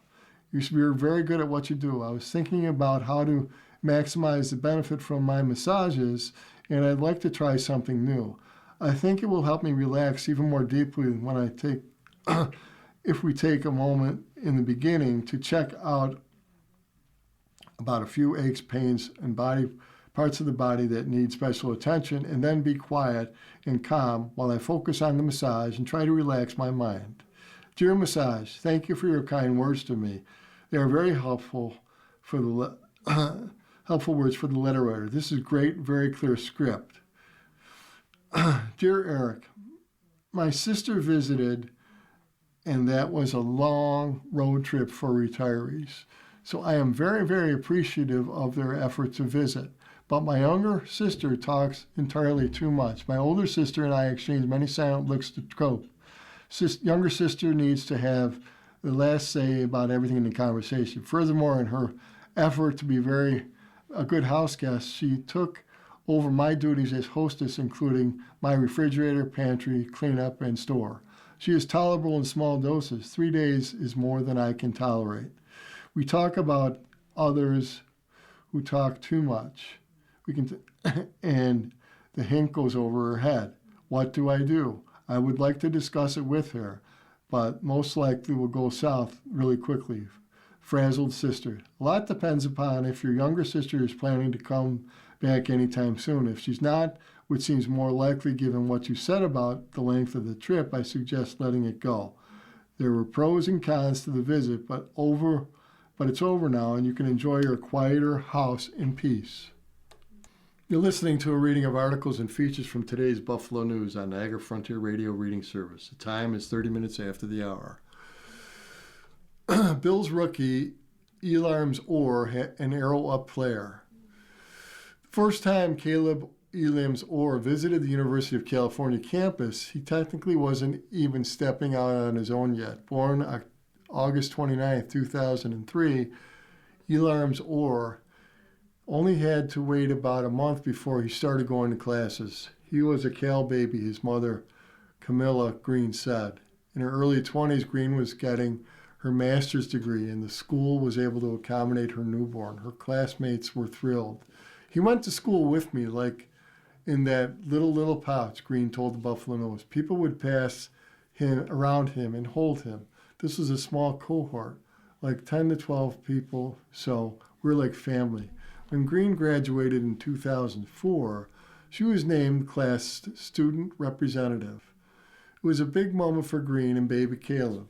I brought him up on the stage, Green said, and I don't think he was walking quite yet, so I was holding him. It was the start of Green teaching Elarms Orr by example for years to come. You can imagine just juggling a new mom and finishing college. It was a lot, but we did it, Green said. Just dug our feet in and did it. And so I think whatever things have come my way, he's been able to see that you just find a way. An arrow-up player. Less than 18 months later, Elarms Orr enrolled in the same college, Cal, where he had been carried across the stage. When he started, he was a third-generation Golden Bear, with Green's mother having attended Cal in the 70s. Green continued bringing Elarms Orr as she worked her way up. She now serves as director of New Haven Unified School District in the Bay Area. She's accomplished so much, Elarms Orr said. She's a strong woman, very hard worker. Just seeing her, she puts in a lot of work outside of her own job. So just seeing her and how she approaches life, she's always trying to work just to be better every single day.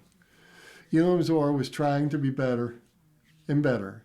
Eventually, in search of taking his time to the next level, he decided to transfer to TCU. His mom lamented him leaving Cal, but her prevailing feeling was a sense of trust in Elarms Orr's decision. So when the Buffalo Bills drafted Elarms Orr in the fourth round of the 2026 draft, plenty of educators reached out to Green. The teachers were all reaching out to me when he got drafted. I remember when Caleb was climbing the cubbies in your classroom, Green said. The wait until day 3 of the draft was long, but the call from a New York area code seemed right to Green. On April 25th, the day Elarms Orr was drafted, not exactly 15 years after Green had taken him on a mother-son trip to New York City. A Facebook memory of the trip popped up for Green. She gladly showed it to Elarms Orr, and they waited. We created a lot of core memories together, Green said. and after we're looking at the memory, I was like, what does this mean? Something. It's kind of crazy that this New York picture popped up. And there were connections from Facebook posts as well. He was eating pancakes at Norma's Blueberry Pancake at Norma's, Green said. And my mom that morning, without even knowing anything, had made blueberry waffles. The full circle moment for the family felt serendipitous for Bills General Manager Brendan Beane. I think Elarms Orr was bigger. He's probably not hanging around where we took him in the draft, Beane said. 6'2", 234 pounds, Elarms Orr is smaller, but the Bills are comfortable with the undersized linebacker as long as they meet other criteria. We really like who he was, Beane said in April. We think he's an arrow-up player. He'll get stronger here. Yeah, at the end of the day, you just don't chase the card, which is measurables. You're sure you're still getting a good football player, and we liked what he brings. He's a cyborg. Ken Wilson, seen firsthand what Caleb Orr can bring to a team. Now, linebackers coach at TCU. Wilson, known Orr since the linebacker was in high school. He's actually my first TCU recruiting, Wilson said. At TCU, Elam's Orr was behind Johnny Hodges on the depth chart when he arrived, but it didn't deter him. Caleb never complained. He prepared, Wilson said. Eventually, Elam's Orr time has arrived. Johnny moved on. Caleb came in and said, hey, you're never going to get me off the field again, Wilson said. Elam's Orr never wished to practice, Wilson said. And that grit translated into games. We played a game against Baylor that year and had 3 rain delays, and we were almost 200 snaps of defense, and he played every snap of that game. He probably could have gone longer. He's a cyborg. Elam Orr is still seeing how far he can go. The game is still relatively new to him, and he just didn't start playing tackle football until high school. His dad also agreed not to let him play contact football until high school, even though he begged, Green said. Now, having made the jump to the NFL, Elam Orr embraces the change of development. Definitely haven't hit my ceiling, he said. I've started playing in high school, still have a lot to learn. A lot of guys have been playing since they were younger, so they've been around in the game a lot longer, but I'm a fast learner, and I still feel super competitive. Continuing in sports, Gauff finding her form. She has confidence entering the French Open. Coco Gauff is now finding form, just at the right time ahead of her French Open title. And with Arna Sabalenka hampered by an injury, things just not clicking for Iga Swiatek. The American has a golden opportunity to claim a Grand Slam.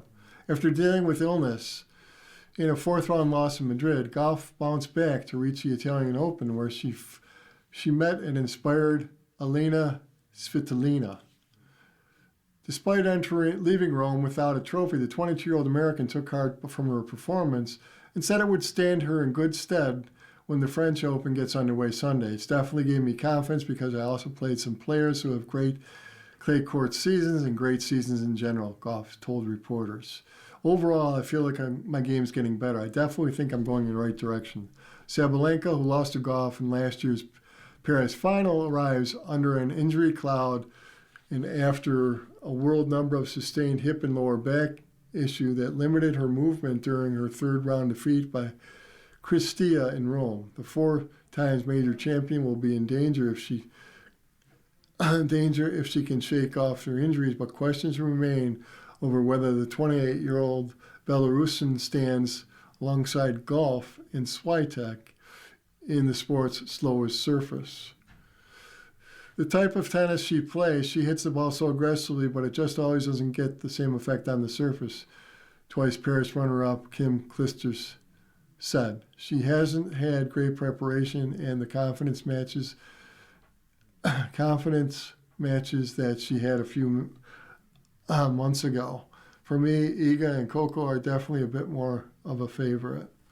When Swiatek While Swiatek no longer carries the same clay court aura that took her to the 4 French titles, the poll will be expected to go deep at her favorite venue. If you play well, if you hit the ball right, you're going to do the right things. It's all clicking, it's easy to enjoy, Swiatek said in Rome, where she lost to Svitolina in the semis.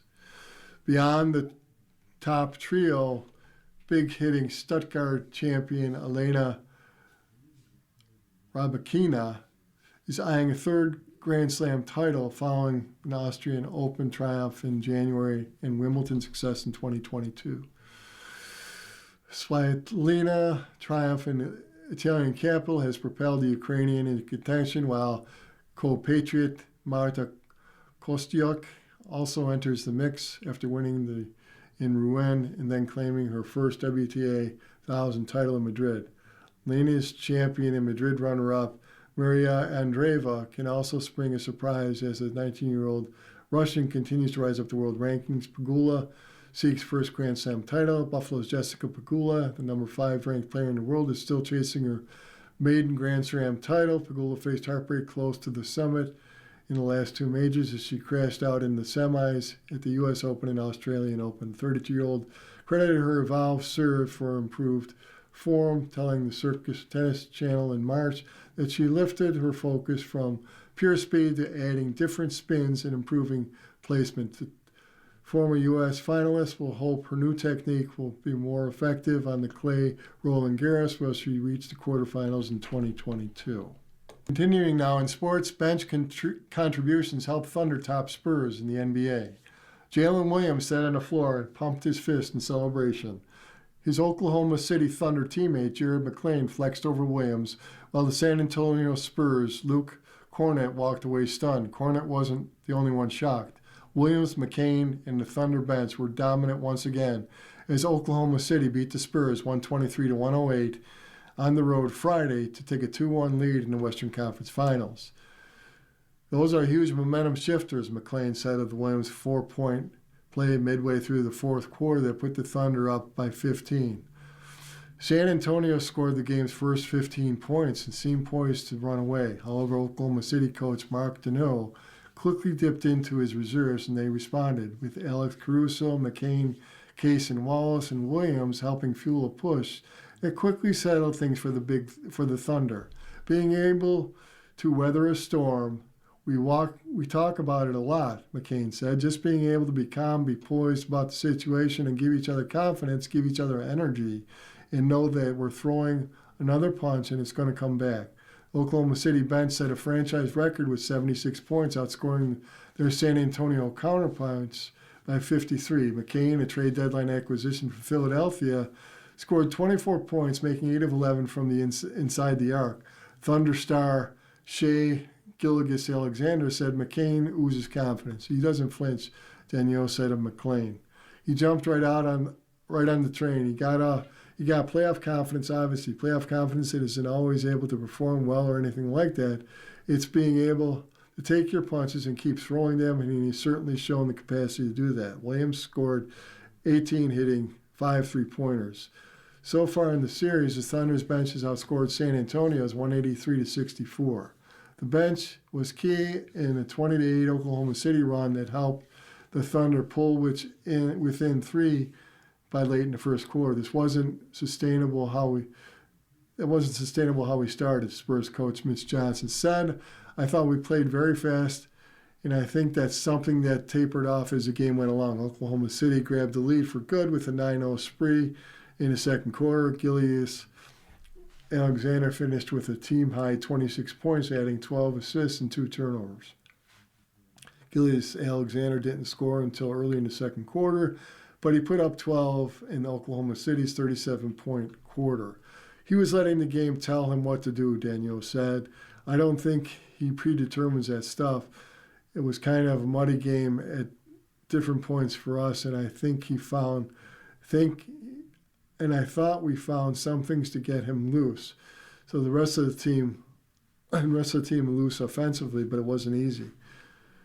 Those games are long, and we just got a great ability to stay poised and stay present when the game gets muddy. The first 2 games of the series, the Spurs star Victor Wembanyama averaged 20.5 rebounds. He had just 4 in Game 3 while finishing with 26 points. Oklahoma City out-rebounded San Antonio 41-37 and outscored the Spurs 22-17 on the second chance points and 42-40 in the paint. Thought we couldn't have much fun, better job of crashing glass tonight, making more concerted effort, Johnson said. There were a lot of misses to go get, and we didn't get enough of that. Spurs point guard De'Aaron Fox returned to the starting lineup after missing the first 2 games of the series with a sprained ankle. Fox showed effects of the injury, especially late, but fought through it and finished with 15 points, 7 rebounds, and 6 assists.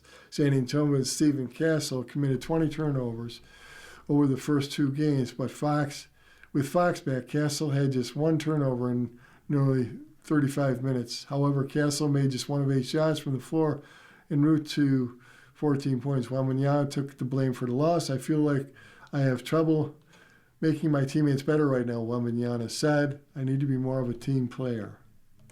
Now looking at the Bills mailbag, what should the expectations be for Coleman? Absolute Watkins asks, what do you think has a better chance of happening first this season? Keon Coleman getting 5 touchdowns or Bradley Chubb getting 5 sacks. Chubb getting 5 sacks. Heck, I'd pick Coleman getting 10 sacks before I'd pick Chubb getting 10 sacks before Coleman gets 5 touchdowns and has a better chance of happening. It's come down to the expected playing time. Right now, Coleman is number 4 behind Khalil Shakir, DJ Moore, and Joshua Palmer. The only way that changes is if there is an injury to one of the 3 players ahead of him on the depth chart, or Coleman proves during preseason to be superior to at least one of them, that coach's staff moves him into the top 3. That could happen, but I wouldn't bet on it. Chubb, on the other hand, is going to be a week 1 starter, barring injury, even with an expected rotation at outside linebacker. His snap count should be substantially higher than that of Coleman. Woj asks, how much did Sean McDermott hold the team back in the playoffs? Jay, even in the eyes of team owner Terry Pegula, that he's no longer here. Enough in the eyes of Terry Pegula that he's no longer here. Do I think that's entirely fair? Yes and no. Had Pegula opened his news conference after the McDermott was fired and said, I feel like we've hit a proverbial playoff wall, nobody would argue that it's entirely adjustable position for him to take. Does that mean that all of the team's playoff failing rests on McDermott? Absolutely not. He didn't instruct Josh Allen to make a couple of terrible decisions that resulted in turnovers against the Broncos. Did the team play tight in the biggest games under McDermott? That's possible, and if so, justifiable for Pegula deciding in a new direction was needed. You're listening to a reading of articles and features from today's Buffalo News on the Niagara Frontier Radio Reading Service. Time is 46 minutes after the hour. The problem with pinning it all on one man, though, is this. What happens if things don't improve? That leads nicely to this question. The Rev asks, do the Bills have another Super Bowl under Brandon Beane or Joe Brady, since they let a successful coach who was consistently in the playoffs go? Jay, Brady and Beane know they are under intense amount of pressure to win big immediately. I don't know that it's fair to say for any team that is falling short winning the Super Bowl is a failed season. But for the Bills, yes, the bar is set at least going to be the same, which is something McDermott couldn't reach. I can't speak for Pegula as to whether he would consider a change at general manager or head coach if the Bills fall short of the Super Bowl. My expectation is he would not want to do that, but Pegula hasn't exactly been predictable when it comes to hirings and firings of head coaches and general managers with the Bills and Sabres. I would say that this for Beane and Brady both. They are well aware of the expectations and they are not shying away from them. To your point, Rev, you don't move on from McDermott, who took the Bills to the division around the playoffs in 6 straight seasons, and then be content with simply making the playoffs. For the decision to fire him to be the right one, the team needs to reach the Super Bowl. Maybe that's not this year, but it has to be soon. A game asks, who will be our starting kicker and punter? Is Tyler Bass recovering? Bass is the only kicker on the roster at this moment, which suggests his recovery is on track. The expectation is he will resume kicking duties for the team. There will be a competition for the punter, with incumbent Mitch Wishnowsky being challenged by 7th-round draft choice Tommy Doman. I'll take Doman to win the job as a drafted rookie. He's also some experience as a kickoff specialist, which could be used if the Bills want to limit Bass's usage. Continuing along now in sports, what the Sabres learned from their first Stanley Cup playoff run since 2011. The Buffalo Sabres burst with enthusiasm as they moved through the first 2 rounds of the Stanley Cup playoffs this spring. As a collective group, though, they lacked playoff experience, which is to be expected when a franchise doesn't make the playoff for 14 seasons. Right-wing Alec Tuck, who was 14 years old the last time the Sabres made the playoffs in 2021, goalie Alex Lyon was just getting his feet wet in the United States Hockey League, and left wing Jason Zucker was finishing his first year of college at the University of Denver. This year's Sabres pushed their second-round series against the Montreal Canadiens to an overtime of Game 7 on Monday at KeyBank Center, but the Canadiens eliminated the Sabres from the playoffs with a crashing end for an otherwise turnaround season. Everybody talked about the playoffs, and you need experience, and you need this and that, says Sabres captain Rasmus Dahlin said, but at the end of the day, it's just hockey. It's highly compete hockey. Once me and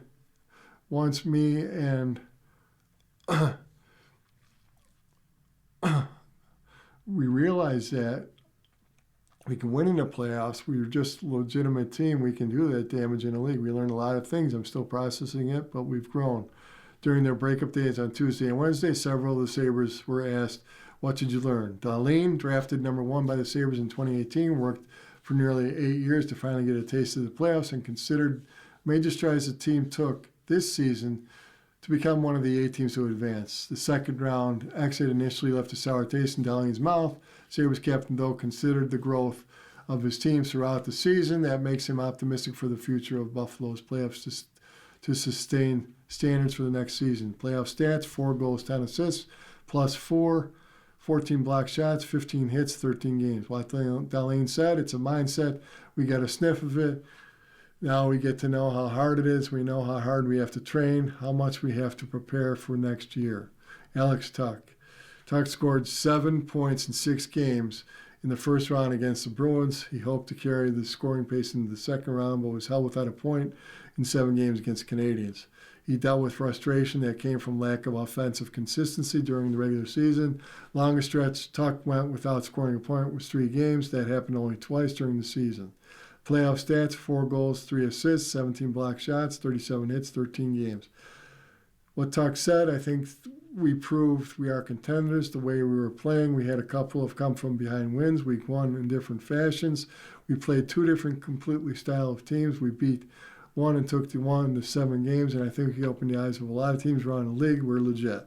For myself, I think it's a learning and building experience for me. I pride myself on doing more just scoring goals, and I think it did a really good job in the playoffs. Tage Thompson saw the comeback after comeback after comeback that his team made this season, as 21 of the Sabres' 50 regular season wins came after they trailed at least by a goal. 4 of the Sabres' 7 playoff wins came after trailing. The most notable comeback, the Sabres trailed Montreal 3-1 in Game 6 of the second round series and rallied to tie the best of 7 series with an 8-3 win over the Canadiens in Game 7 at KeyBank, 8-3, and forced a Game 7 at KeyBank Center. Thompson both played center and wing in the postseason, and the playoff run was indicative of the team's maturation during the playoff season. Playoff stats: 5 goals, 10 assists, 34.9% on faceoffs, 44 wins, 32 losses, 20 hits, 13 games. What Thompson said: resiliency is perfect word. This year the team has been resilient. Our mental strength as a group has been impressive. There's no doubt we had a lot of hate on the outside, especially early on, and I'd like it to be easy to fold and just kind of accept that this is the way things are around here. I think guys truly cared about each other in that room enough not to let each other down, just being selfless. Everyone in the room took pride in wearing the crest and put the team above themselves. Mattias Samuelsson, for the first time in a long time, Samuelsson was happy when he came to the rink. He was a healthy and productive season, notching career best in goals, 13 assists, 28 game-winning goals, 32 block shots, 154 hits, 132 games played, hits 132, and games played 78. Samuelsson's production translated to the playoffs. He scored the game-winning goal in the 4-3 Game 1 against Boston. He learned how much he enjoyed the pressure of playing in the postseason. Playoff stats: 3 goals, 4 assists, 25 block shots, 44 hits. What Samuelsson said: I never really played in that big of a game before in my life, so just knowing that your back's against the wall and it's do or die, those type of games are the most fun, and I think people handle the pressure differently. I think that's when I'm at my best. I think a lot of guys can say that. As for the team, I think we learned a lot and how hard it is. Everybody knows how physically demanding playoffs are, but I say the one thing you don't know until you experience is the emotional swings you go through. Ukko-Pekka Luukkonen, I think a player that might experience the emotional highs and lows of a sport, of playoffs, a series, it's got to be the team's goalie.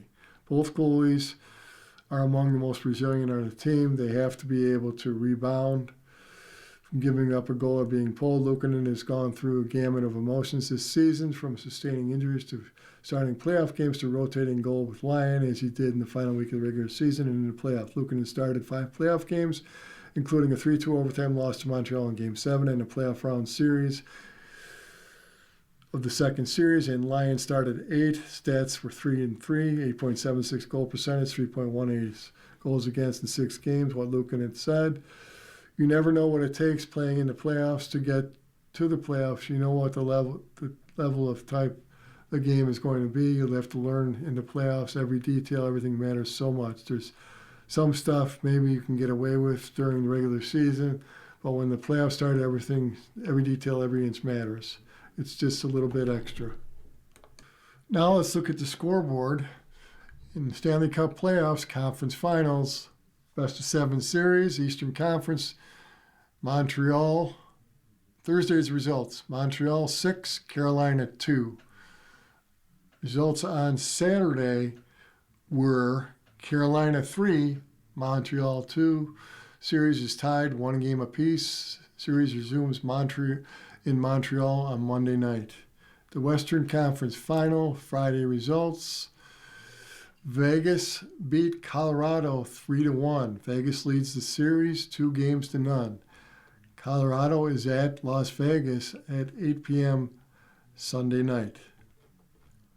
Now let's look at the scores from the NBA playoffs. Eastern Conference, New York in Cleveland. New York on Thursday beat Cleveland 109-93. And they also beat Cleveland Saturday night. And the series resumes Monday night at Cleveland, with the Knicks having the chance to take Cleveland out in 4 games. The Western Conference, Oklahoma City and San Antonio. Oklahoma City topped San Antonio on Friday night, 123-108. Sunday, Oklahoma City plays at San Antonio at 8 p.m. Let's look at the WNBA scores from Friday. The results were Atlanta 86, Dallas 69, Indiana 90, Golden State 82. Sunday's games, Phoenix and Atlanta, Dallas at New York, Washington at Seattle. Major League Baseball. Let's take a look at the games. Padres beat the Athletics on Friday 7-3. The Angels topped the Rangers 9-6. The Rockies topped the Diamondbacks 3-2. White Sox topped the Giants 9-4. In the International League, Thursday's results: Rochester beat Worcester 9-4. Louisville topped Columbus 4-2. Memphis topped Iowa 1-0. Toledo topped Indy 5-2. Syracuse beat Buffalo 12-8. Durham topped Nashville 6-0. Scranton Wilkes-Barre 8. Lehigh Valley 7. Gwinnett topped Charlotte 7-3. Jacksonville topped Norfolk 9-2. Omaha topped St. Paul 11-3. You're listening to a reading of articles and features from the Buffalo News for Sunday, May 24th. We read from the Buffalo News live on weekday and Sunday mornings at 9 a.m. and rebroadcast at 4 p.m. For more information, call 716-821-5555. Your reader today has been Ron Bickelman. Coming up next on the Niagara Frontier Radio Reading Service, we have a reading of Buffalo Magazine. Following that, at noon, is the Sunday Gusto. And at 1 o'clock is the Sunday front section of the New York Times. Stay with us for these readings and more.